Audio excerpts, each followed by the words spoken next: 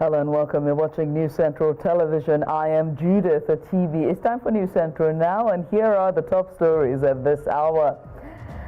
Bandits kill 12 persons, abduct many more in major coordinated attack on several communities in Zamfara state.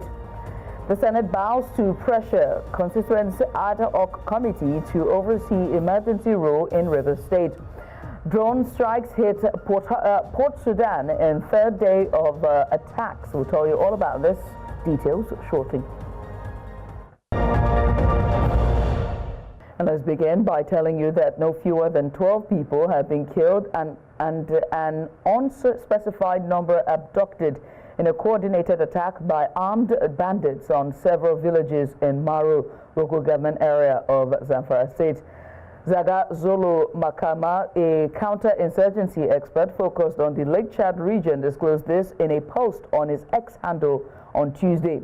Makama stated that intelligence sources told him the attack occurred on Monday at about 1:30 p.m. following a recent operation by Nigerian Army troops of Operation Fansan Yama, which targeted a bandits camp in the Dankurmi forest. Now, according to the report, the bandits stormed seven communities in the Dankurmi district, killing 12 residents and abducting others to an unknown location. Still on security, weeks after repeated attacks by suspected armed herders left hundreds killed in several communities of Plateau State, allegations are yet again being made about fresh killings, but this time in Barkin, Ladin local government area. The national body of the Barum Youth's Molder Association on Monday said another tragic night saw armed attack being perpetrated, I beg your pardon, by suspected ethnic militants in Kakuru village of Gashin district. Barki Ladi local government area, where they reportedly opened gunfire and went as far as hacking 3 persons to death and 4 others injured at about 8:11 p.m. of 4th May 2025. Aside, another 3 ambushed and shot dead on the 3rd, the night before Monday around NTV of Barkin Ladi local government area. And joining us now is the National President of Birom Youth Molders Association, Solomon Dalio. Solomon, thanks so much for joining us and good afternoon to you. Let's just get started. What's the strength of your evidence in alleging these fresh killings? Of course, even now that we just stepped out of security meeting that was chaired by the Commander Operation Safe Haven, who doubles as the General Officer commanding 3rd Armored Division, where we have laid down our complaints that, of course, suspected Fulani militants who have taken over the general area of Gashis district, Barkiladi local government, came overnight and opened gunfire on these innocent people who were resting, in their homes. And of course, what actually made us to come up with this allegation is that a day before then, a young man whose farmland was taken over by one of the suspected Fulani militants raised an objection as to the erection of a new structure, a permanent structure on his farmland. And lo and behold, this attack came directly on his own residence. And this one is a pointer to the fact that any time one's land is taken over forcefully and under the occupation of the bandits, and you raise the matter, with the security that this is what is happening, they will definitely come for you. And anytime there is also a mischievous grazing where compensation is compelled on the mischief makers, and you receive such a compensation, be assured that that farmland will eventually be destroyed completely, and your own house or your own residence will be invaded. So that is the happening, in Barikiladi and Plateau State in general. So of course, it is knowledge and based on our intelligence, sources have revealed that that particular Fulani militant is the one that orchestrated this attack that led to the killing of 4 people, including a 6-year-old baby who has not known anything. And of course, whether the baby is 6 years or not, the 6-month-old baby, whether the baby is six months or not, that does not justify an attack on innocent people. And that one is an evidential proof that, you know, we are under siege. Our people are seriously under siege because they cannot come out, they cannot move at night. Even in their homes, they are killed at will. And of course, we will begin to wonder.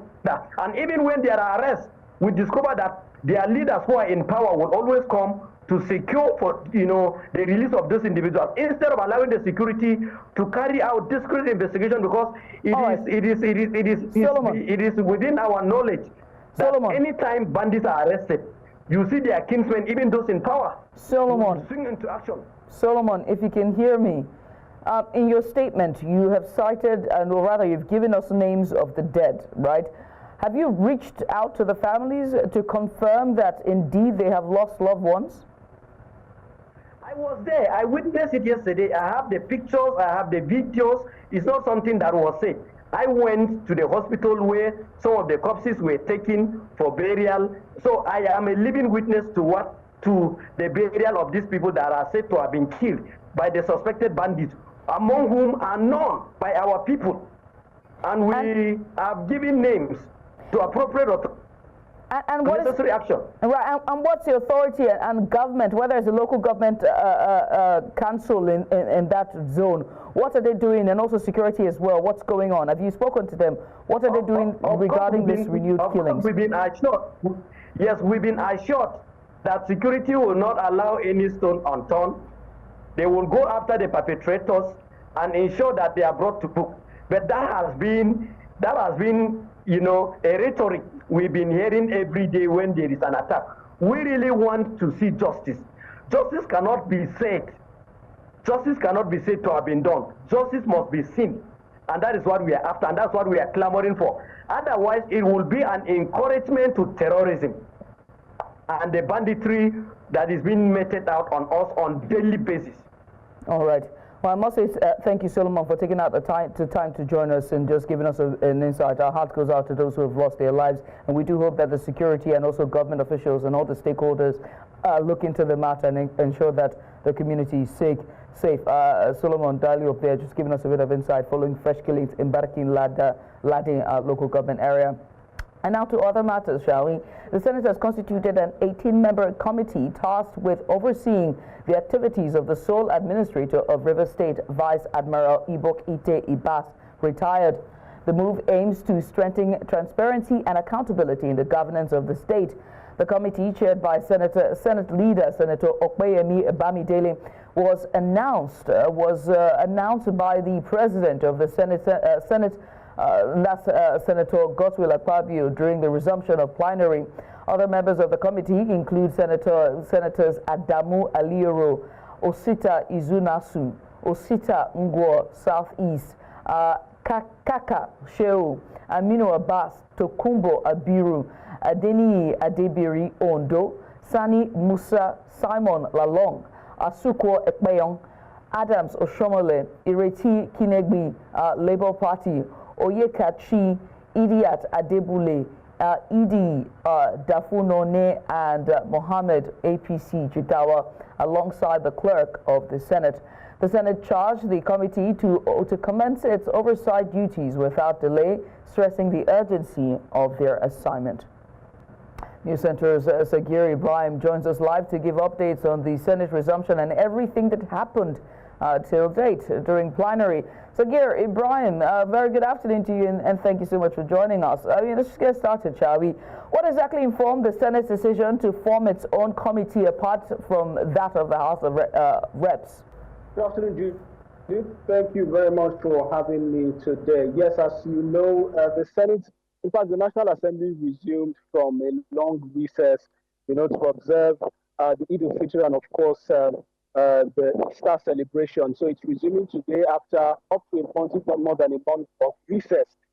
You'll recall that before the National Assembly went on that recess, they had approved the emergency rule by the President regarding the state of emergency in Rivers State. The president had written to the House of Representatives and also the Senate, sending a gazetted copy of Order 305, of the Constitution, so as for them to okay it. Now, when that was done, some recommendations following the approval came, including setting up an ad hoc committee by both chambers. Now, it was supposed to be, of course, a joint ad hoc committee comprising members from both the House of Representatives and also the Senate, as the case may be. But for some reason, the Senate, since they, of course, gave credence to the president, giving him go-ahead, for the emergency rule, failed to set up its own committee, even though the House of Representatives had done it, ever since then. And of course, remember the breaking story that followed the House of Representatives committee, ad hoc committee on the Rivers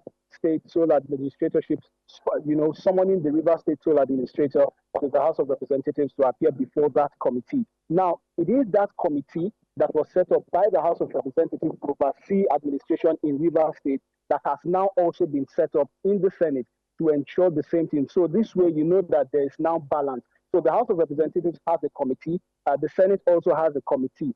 Now, it's left to be seen whether this committee is going to be at one point or another joined together to form a joint committee to ensure proper oversight on the sole administratorship of Rivers State. So that's basically what Prophet is setting up of ad hoc committee on the issue of Rivers State. And I see no other developments are coming from the National Assembly at this time, particularly the Senate, with regard specifically to insecurity.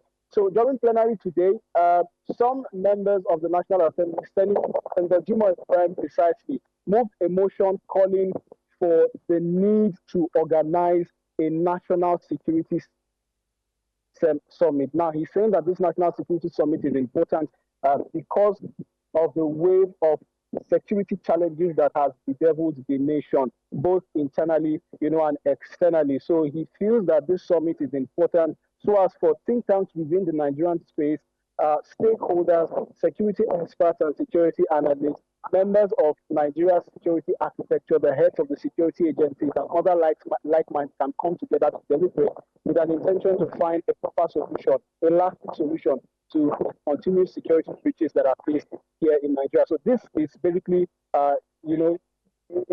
an executive summary, if you may, of some of the issues that came up, following the resumption of the National Assembly, particularly the Senate today. Well, we're going to get to that National Security Summit in a second, but I do have to talk about, this dual committees that we've now seen from both the National Assembly and, of course, the House of Reps. National Assembly, the House of Senate, the House of Reps, both overseeing a Rivers State Sole Administrator. Is there no concern about duality or oversight where who is going to be, who is answering to who? The two committees, what exactly is one committee doing and the other doing?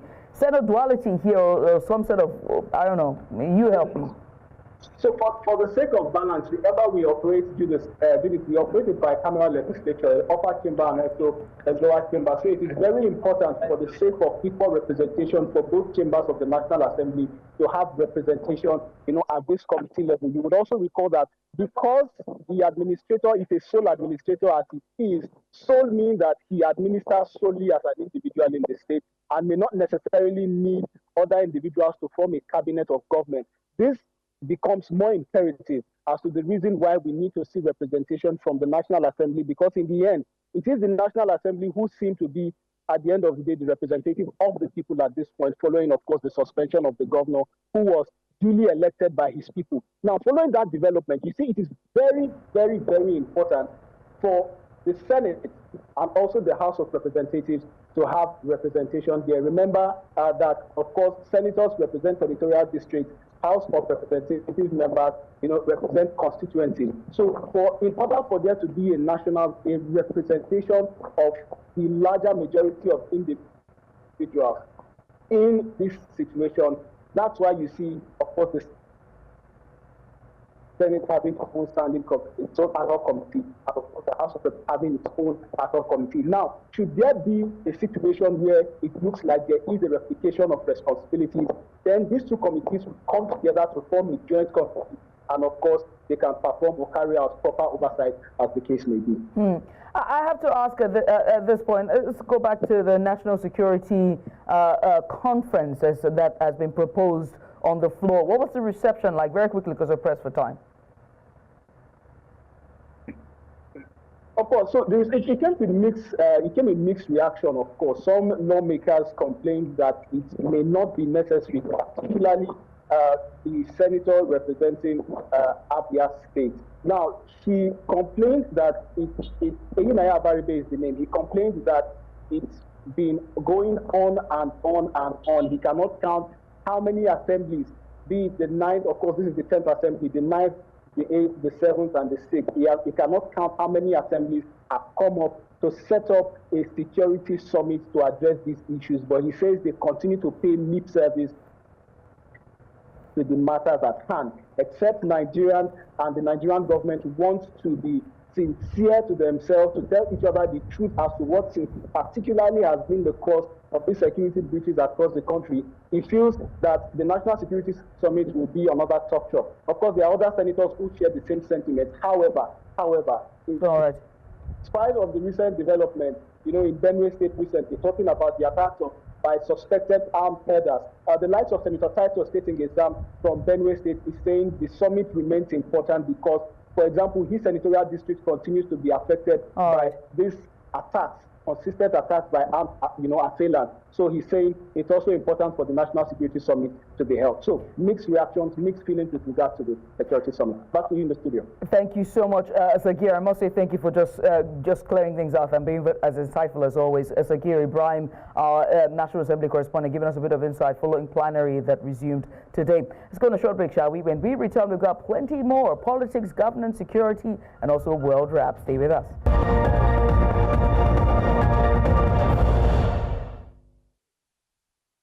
Thank you. Welcome back.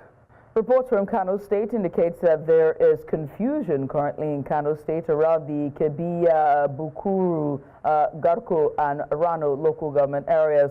Now, this is as the families of the victims of the hunters killed at Urumi were stopped from holding a procession and public prayer to mark the 40 days after the demise of their loved ones that was killed during the Urumi massacre. Now, News Central's correspondent Emmanuel Bagudu reports that the bereaved successfully gained access to the Kebiya local government secretariat, where they met the council area chairman in a mini protest and hold the mandatory 40-day prayer at the secretariat mosque. The 40-day prayer in Islam marks the end of a formal grieving period. Now, families come to pray for the dead, begging Allah for forgiveness and kindness. Often carried out in the deceased name, it's an act of charity that reflects the Islamic conviction that good deeds should continue long after death. All right, and now joining us is our correspondent live from Kano State, Emmanuel Bagudu. Emmanuel, thanks so much for joining us. What's the situational report following the prior mini protest by the bereaved families? Yes, so they actually plan to do a very public protest, a model of them all protests by the full local government, talking about. We seem to be having issues with Emmanuel's his internet there. We're trying to bring you that report in our subsequent bulletins. Let's move now, shall we, to the nation's capital. And a decision moved to tackle bullying in the nation's schools. The Federal Ministry of Education has unveiled a national policy on anti-bullying, along with a detailed implementation guideline. Now, the launch marks a significant step towards promoting safety and inclusivity in Nigeria's educational system. The policy, developed by a 21-member committee comprising key education stakeholders, outlines preventive strategies and accountability measures put in place to curb bullying and its harmful effects on students. The Minister of State for Education says that it also provides a structured approach for schools to identify, address, and manage bullying incidents effectively. This policy comes at a critical time when the mental health, safety, and dignity of our learners must be safeguarded across all learning environments. Bullying undermines not only the well-being of students, but also their ability to learn and thrive. The national policy on anti-bullying sets a clear framework for preventing and responding to all forms of bullying in schools, whether physical, verbal, psychological, or cyberbullying. It defines the responsibility of school administrators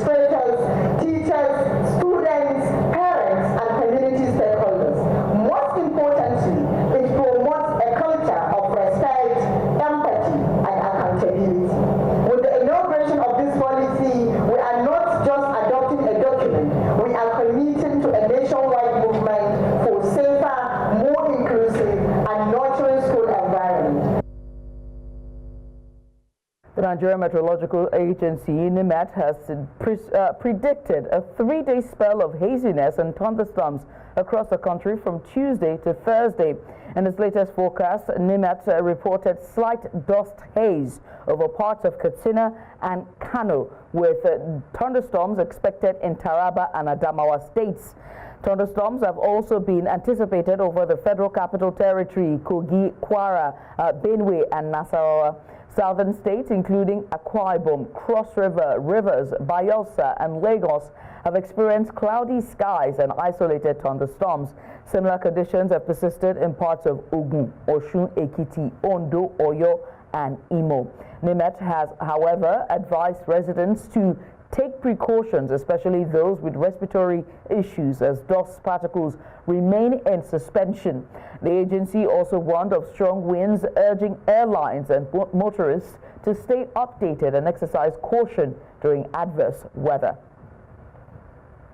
The federal government has promised to upgrade laboratories, workshops, and key facilities at the National Veterinarian Research Institute, and that's NVRI, in Vom, Plateau State. Now, this was disclosed by the Minister of Livestock Development, Idi Mukhtar Maiha, during a visit to the institute following the launch of the National Livestock Transformation Program at the Washe Grazing Reserve. Veterinary Research Institute, NVIR, in Vom, comes on the heels of the official flag-off of the National Livestock Transformation Program in Plateau State, a major step under the government's renewed hope agenda. Minister of Livestock Development, Idi Mukhtar Maiha, said the planned upgrade of the NVIR's infrastructure is part of a broader effort to strengthen the livestock value chain, reduce insecurity, and create employment opportunities for locals. Zoonotic diseases all over the place. We have to be in the position to control all those endemic diseases in this country.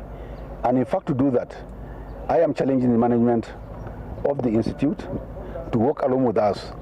First and foremost, or along the line, create disease-free compartments and zones where we can get international certification so that we can begin to play our role in the international red meat market. We are going to maintain that duality. While we are doing those disease-free zones and compartments, we also want to embark on a very, very aggressive plan to address disease surveillance and control across the country. At the Institute, the Director of Vaccine Production, Dr. Nick Wankpa, who represented the Chief Executive Officer, welcomed the development and pledged the Institute's readiness to maximize the benefits of the proposed upgrades. The past 2 days we've been close to the minister, and what we've been seeing and hearing is very, very good music to our ears. We have been lamenting, though still persevering and working. We've taken him around, showed him just a little bit of the things we do and how we persevered, and he has assured us that the support has come, that this is the time for transformation. As part of his tour, the minister also visited the long-abandoned Milkway Dairy Farm in Bokos local government area, where he assured stakeholders of the government's commitment to revamping the facility. Looking at this facility, it is supposed to be a center of excellence.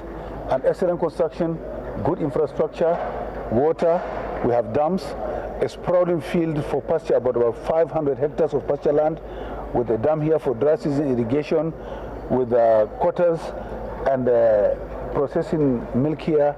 It has everything that a functional dairy should have. But however, over the years, this place has been neglected. We are here today with the Honorable Commissioner of Livestock, Plateau State, the Honorable Commissioner of Agriculture, Plateau State, and between us, we must come up with a sustainable model to make this place function. He also lauded Governor Caleb Mutwang's strides in agriculture, promising stronger collaborations to reposition Plateau State's livestock sector. In what is being described as a significant move to ensure equitable distribution of development projects and the dividend of democracy to citizens at the grassroots level, The Kano state government has released the sum of 4.8 billion naira to 484 elected councillors from the 44 local government areas of the state.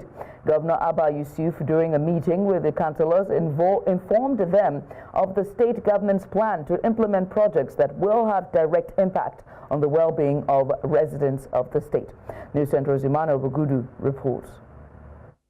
These ward councillors, numbering 484, are from the 44 local government areas of Kano State. This meeting with the Governor Abba Yusuf is the first of its kind and has been conversed to initiate inclusive development at the grassroots. The roofing is damaged, no chairs to sit, the paint is faded. Then it's your right, your responsibility to write and inform these infrastructures fixed. While emphasizing the importance of the ward councillors to grassroots development, the governor took time to clear the air over alleged misinformation making the rounds about the leader of the Konkosia movement and former governor of Kano State, Rabiu Musa Konkoso. He dismissed the allegations by the former secretary to the state government, claiming that the former governor demanded 2 billion naira from the state coffers. He described the allegation as a height of political mischief, desperation, and dishonesty. He lacks intelligence, he lacks wisdom. How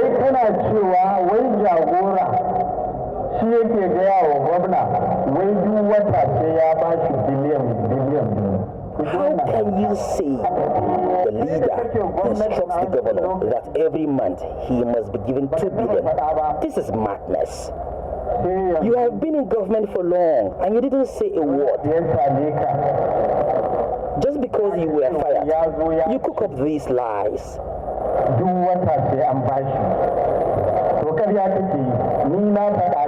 are a big liar. I am saying that you are a liar. Rabi Musa Konkoso is not a cheat.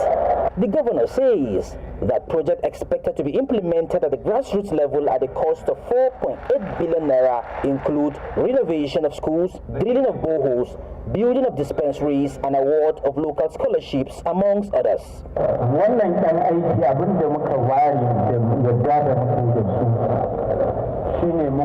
have earmarked 4.8 billion for these projects. Your Excellency, you have increased the salaries of legislators, you have increased the salaries of civil servants, and you have even increased the salaries of pensioners. Thank you. Governor Yusuf tasked the councillors to come up with proposals of projects to be implemented in their localities that will have direct bearing on the lives of the people. In Kano for News Central, Emmanuel Bakutu. Nigeria's Minister of Works, David Umahi, has declared the repair work on the Independent Bridge permanent. Umahi disclosed this during a recent inspection on the state of bridges in Lagos State. The Independence Bridge in Lagos was closed for essential maintenance and rehabilitation starting April 1st of 2025 and expected to remain closed until the end of May of 2025. The closure was intended to improve the structural integrity of the bridge. We told Lagosians that we'll be back in 3 weeks. And so we are here exactly 3 weeks later. The director, the controller of Lagos has been checking the repair work and build well too. And so we say that if we check it and there is any deflection, we now call for another kind of solution. But I'm happy that controller told me no single deflection. Buildwell told me no single deflection. And I am here now on that very spot.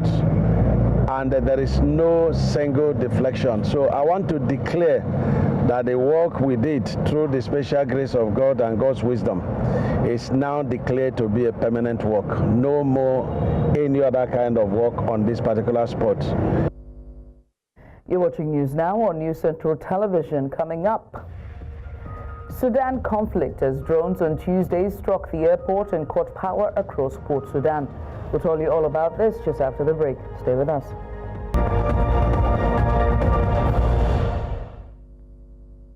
And you're welcome back. Drones on Tuesday struck the airport and cut power across Port Sudan. The third straight day the Sudanese Army-aligned government's seat of power has come under attack. The strikes, which also targeted an army base, come a day after Sudan's main fuel depot was hit, causing a massive blaze just south of the eastern city, which had until Sunday been considered a haven for hundreds of thousands of displaced people fleeing the two-year war. Local sources reported loud explosions at dawn and plumes of smoke over the Red Sea coastal city. The RSF has not claimed the attacks, but about 650 kilometers from its nearest known positions on Khartoum's outskirts. أنا داير أعرف هم الناس اللي قاصديننا نحن يعني قاصدين منو بالضبط كده بالطريقة اللي بتحصل ده. حسي دي ممتلكات المواطن، الجاز بتاع المواطن، البنزين بتاع المواطن، الكهرباء بتاعت المواطن. يعني نحن عارف ده في شنو بالضبط كده داير يوصلونا لوين يعني.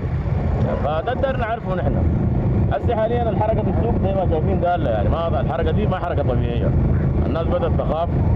في الناس القراب من الجنوب الجنوبية اللي هم ناس ترانسيت وناس ديم سواكن وهنا بدوا خلاص ينزحوا باعتبارهم بدوا ينزحوا يعني الناس بقت تخاف ودخلوا زحوا زي ما لكن هسه الحاصل بدا يحصل في السودان ده نحن لو ده مستهدف المواطن يعني الليله ما في اي دائره حكوميه ضربت ما في اي لكن ضربوا وين ضربوا المستودع بتاع الغاز ده بيستفيد منه بيستفيد منه المواطن ضربوا المستودع بتاع البنزين بيستفيد منه المواطن في ضرب في الكهرباء بيستفيد منه المواطن دي كلها الحاجات اللي بيضربوها الناس. As a 90-day tariff freeze nears its end, Lesotho's economy, very heavily dependent on the U.S. market, with its textile export, faces an uncertain future as livelihoods of thousands of factory workers hang in the balance with a crippling 50% tariff imposed by President Trump. News Central's Bongani Ziziba explores the effects of this tariff war on Lesotho, especially the textile industry. Take a look. It's a rainy morning in Maseru, the capital of Lesotho, the kind of morning that usually signals the rush hour for thousands of workers, mostly textile workers who power this city. However, in recent times, the rain isn't the only thing casting a shadow over their lives. This is Afri-Expo Textile, where sewing machines hum different rhythms every day. Hundreds of lives woven into the fabric of this industry are held in a delicate balance. The future of these men and women who are part of the estimated 12,000 textile workforce hangs on a decision made thousands of miles away. These employees as well have children that they are taking to school, where they are paying for services such as that. It is nobody safe. It affects all the industries that we have that encompasses the well-being of a person in Lesotho.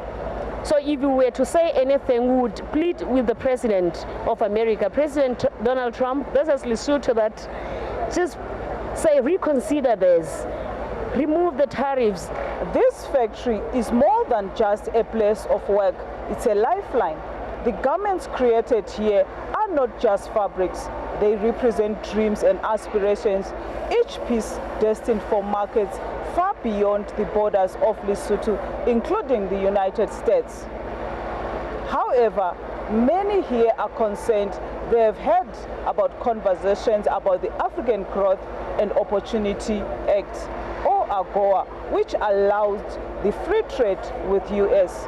Without it, the landscape of exporting textile could drastically change. But these are the free sort of programs that we do for US market.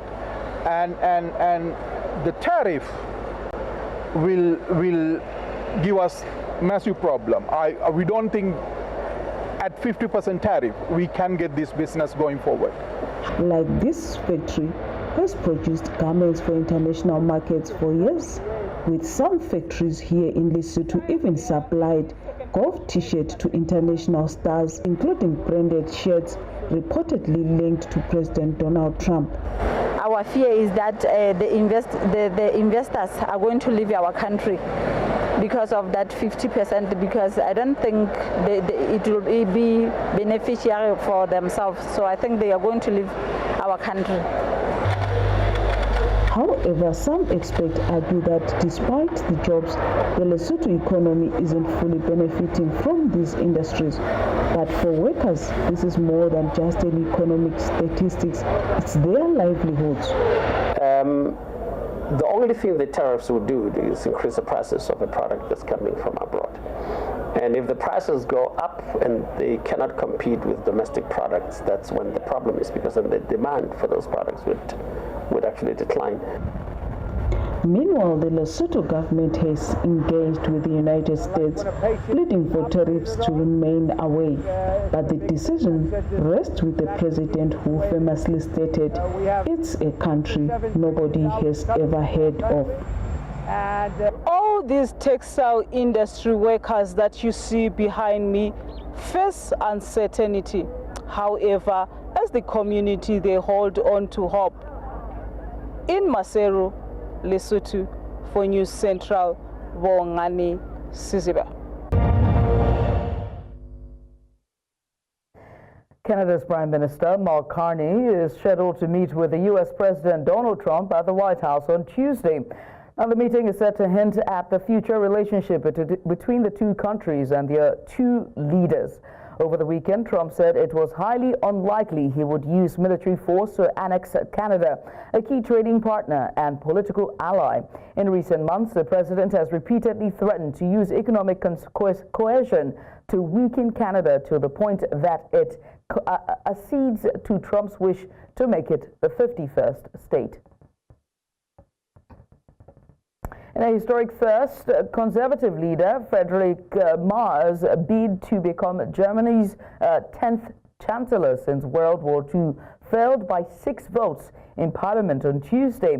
A candidate for chancellor has never failed to win on the first ballot since the end of the war. The loss triggered a stock market slide. The DAX, the index of major German companies, was down 1.8% following the vote. Merz needed a majority of 316 out of 630 votes. He only received 310 votes, well short of the 328 seats held by his coalition. Because the vote was held by secret ballot, it was not immediately clear and might never be known who had defected from Merz's camp. The French government on Tuesday condemned Israel's new military campaign in the Gaza Strip. The foreign minister, Jean-Noël Barrot, made the remarks a day after Israel's military said expanded operations in Gaza would include displacing most of its residents. On Monday, Israel's security cabinet approved the military's plan for expanded operations, which an Israeli official said would entail the conquest of the Gaza Strip and the holding of the territories. Israeli military spokesman Efi Diffrin said that the planned offensive will include moving most of the population of the Gaza Strip to protect them. The decision by the Security Cabinet, which includes Prime Minister Benjamin Netanyahu and several ministers, came after the army called up tens of thousands of reservists.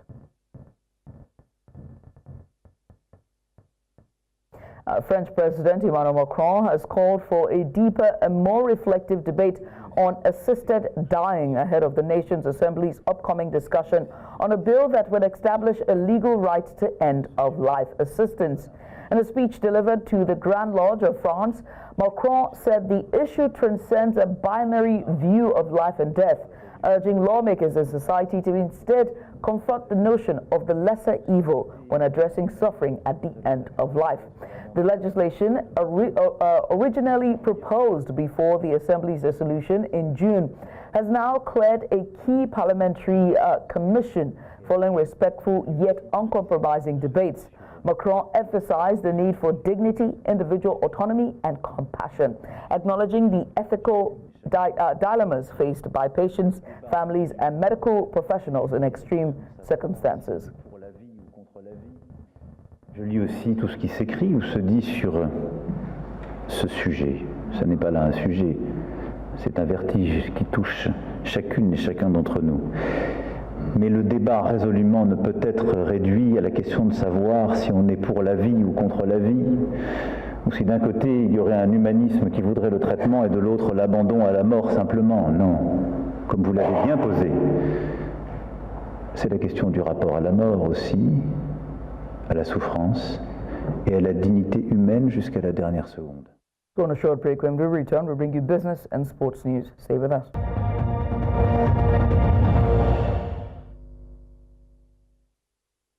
And welcome back. Nigeria's economic crisis deepens as Brent crude prices fall below $60, jeopardizing the 2025 budget and straining, foreign reserves, with the naira weakening past 1,600 naira to $1 and inflation rising. Temitope Bolade, Associate Director, Oil, Gas and Power, Anderson, Nigeria, expressed concern that the government may resort to borrowing during crisis, which could negatively impact salaries and social spending.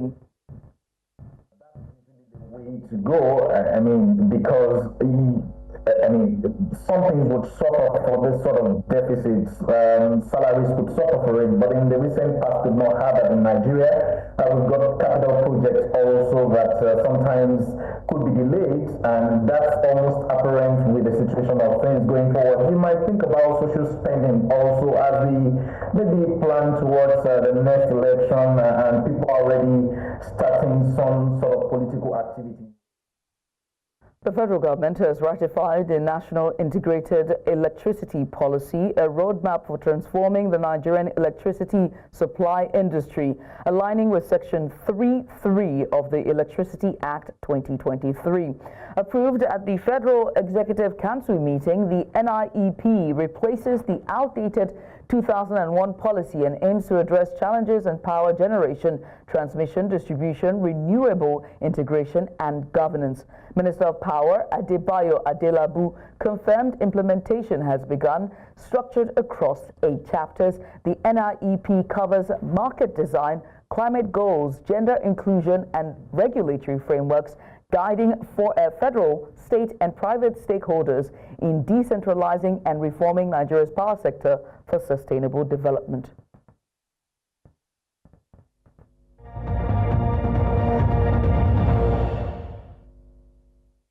Nigeria's dominance at the 2025 African Senior Wrestling Championship in Casablanca has been credited to Coach Purity Aku, who was named Africa's best coach. Under his leadership, Team Nigeria secured 10 golds, 1 silver, and 1 bronze. 9 of the golds were from women's freestyle wrestling. Aku's calm strategy and technical expertise were central to the team's historic success. Aku acknowledged the vital support from sports leaders, including Daniel Igali and Bielsa's Commissioner for Sports, while also crediting the National Sports Commission's backing through Honorable Bukola Olakbade and Malam Shahu Duku. Aku emphasized that continued investment in structure could alleviate or elevate Nigerian wrestling to global success.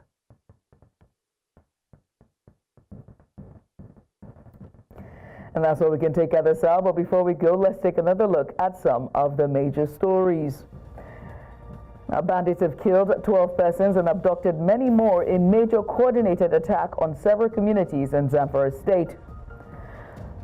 The senators bowed to pressure and constituted ad hoc committee to oversee emergency rule in River State. And we also told you that drone strikes have hit Port Sudan in 3rd day of attacks.